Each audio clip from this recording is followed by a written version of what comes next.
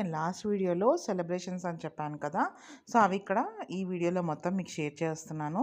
ఇప్పుడు కేక్ అయితే తీసుకొచ్చాను. ఇది అంగన్వాడీలోని వాళ్ళ ప్లే ఏరియా. గాయత్రి వెళ్ళే రోజు ప్లే ఏరియా అనుకోండి. లేదంటే గవర్నమెంట్ అంగన్వాడీస్ యాక్టివిటీ సెంటర్స్ ఉంటాయి. సో, అదనుకోండి. ఇక్కడ వాళ్ళకి ఈరోజు టీకాలు వేసే రోజని ఆల్రెడీ లాస్ట్ వీడియోలో చెప్పాను. సో, ఇదనమాట. అండ్ పిల్లలందరూ వచ్చారు. కేక్ కటింగ్ అనగానే పిల్లలందరికీ ఎంజాయ్ కదా! ఇక్కడ మా గాయత్రి డ్రెస్ ఎలా ఉందో చెప్పండి. దాని తర్వాత దాని ఫేస్‌లో హ్యాపీనెస్ మొత్తం మీరు క్లియర్‌గా చూస్తారు. సో, కేక్‌ని చూసి ఎంత ఇదైపోయిందో.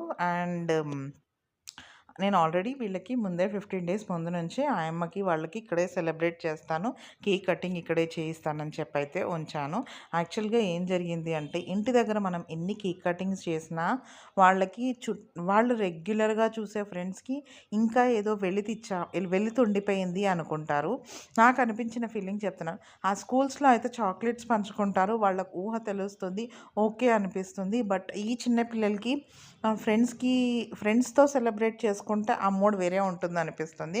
అందుకే నేను ఫస్ట్ అయితే గాయత్రికి ఏం బర్త్డే సెలబ్రేట్ చేయలేదు. నాకు 2 కార్తీక పౌర్ణమిలే వచ్చాయి. మా హస్బెండ్ కూడా లేరు. అందుకనేసి ఇంకా మేము కేక్ కటింగ్ అనేది దానికి చేయలేదు. ఇదే దాని బర్త్డే అనమాట.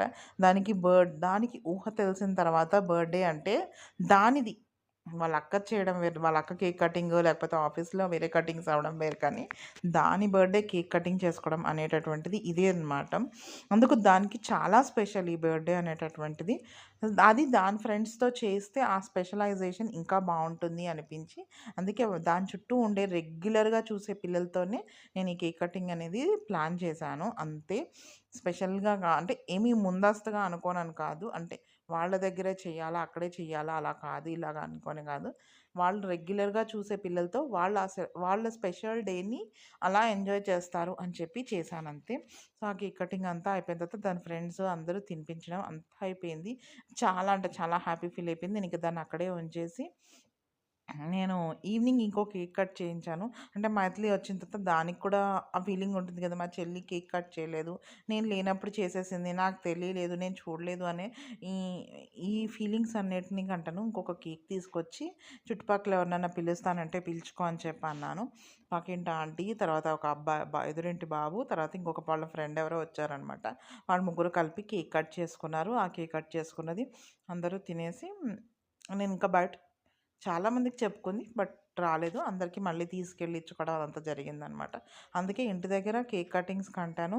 అదే ఒక కమ్యూనిటీలోనో లేకపోతే ఇంకా కొంచెం పిల్లలు పెద్దవాళ్ళు అయిన తర్వాత అనుకోండి, వాళ్ళ ఫ్రెండ్స్‌ని, స్కూల్ ఫ్రెండ్స్‌ని వాళ్ళని పిలుచుకోవడం అనేది తెలుస్తుంది. ఇలాంటి చిన్న పిల్లలకి ఇంటి దగ్గర కేక్ కటింగ్ కంటే అది మనం పిలవాలి, వాళ్ళు వచ్చే వరకు వెయిట్ చేయాలి. వాళ్ళు రాకపోతే ఆ కేక్స్ అవన్నీ తీసుకెళ్ళి వీళ్ళకి పంచుకోవాలి. ఇదంతా నాకైతే అస్సలు నచ్చదు. బెస్ట్ పిల్లలు ఉండే ఏరియా అంటే ఇలా ప్లే సెంటర్స్ అయితే అక్కడ కేక్ కట్ చేయించండి. స్కూల్స్ అనుకోండి, లాస్ట్ పీరియడ్ అయిపోయిన తర్వాత ఒక 10 మినిట్స్ ముందు వచ్చేటప్పుడు కేక్ తీసుకెళ్ళి మనం పెట్టేసి టీచర్తోనే కేక్ కట్ చేయించేసి ప్రిన్సిపల్ పర్మిషన్ తీసుకొని అలా అది ఓన్లీ ఎల్‌కేజీ, నర్సరీ, ప్రీకేజీ ఇలా ఉంటాయి కదా! వాటికి మాత్రమే. మరి హయ్యర్ క్లాసెస్‌కి నేను సజెస్ట్ చేయట్లేదు. వాళ్ళకి వాళ్ళ ఫ్రెండ్స్‌తో చేసుకున్నాము అనే ఫీలింగ్ ఉంటుంది. సో, ఇక్కడ నుంచి నేను ఇంకొక కేక్ తీసుకొని అని అన్నాను కదా! సో, దానికి అక్కడికెళ్తే అది వాళ్ళు 2:00కి ఫ్రెష్ కేక్స్ ఉంటాయి అనేసి అన్నారు. సరే, ఈరోజు మైథిలికి పీటీఎం ఉంది, పేరెంట్ టీచర్స్ మీటింగ్ ఉంది. దాన్ని కలెక్ట్ చేసుకున్నప్పుడే కేక్ కూడా కలెక్ట్ చేసుకుందాం అనుకున్నాను. ఇంటికెళ్ళి మా అత్తయ్య గారికి ఇవాళ ఊరెళ్తున్నారు. సో, వంట చేయాలి. ఇది మా ఫ్రెండ్ ఒక పార్సిల్ పంపించింది. 2 వాటర్ బాటిల్స్, ఇదొకసారి. ఇంకా పిల్లలకేవో పంపించింది ఫ్రాక్స్ అలాంటివన్నీని. అవన్నీ మీరైతే లుక్ వేసేసేయండి.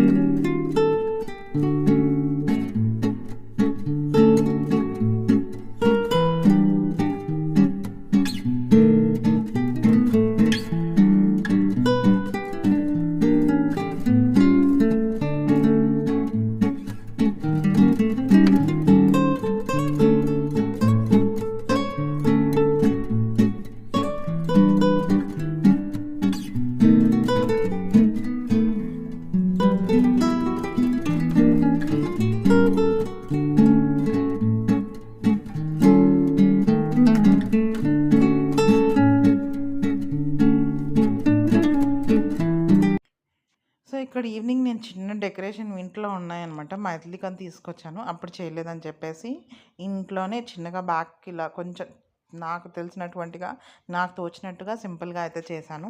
నేనేం హెవీగా గూడా ఏం చేయలేదు. ముందే చెప్పేస్తున్నాను, చూపించేస్తున్నాను. సో, ఇలా సింపుల్‌గా డెకరేషన్ అది వచ్చేసరికి అది పడుకుంది. గాయత్రి పడుకుంది. మైథిలి వచ్చాక కొంచెం మేమిద్దరం కలిపి ఇలా చేశామనమాట. ఈవినింగ్ కేక్ కూడా 6:30 కల్లా కట్ చేసేసాము. ఇంకోండి ఈవినింగ్ కేక్ కింద శారీ కలర్ సేమ్ మ్యాచ్ అయిపోయింది. సో, ఈవినింగ్ చిన్న హాఫ్ కేజీ కేక్ తీసుకొచ్చాను. ఇది వెనీలా బటర్ స్కాచ్ అనుకుంటాను. మార్నింగ్ తీసుకున్నది సమ్ పైనాపిల్ ఏదో. సో, ఇగోండి ఇలాగ ఇది చూసి భయపడిందనమాట. అదేంటో అనుకుంది. అలా వెలిగించేసి క్యాండిల్ పట్టుమని పేలేసరికి ఆ పాప ఒక్కడితే వచ్చింది.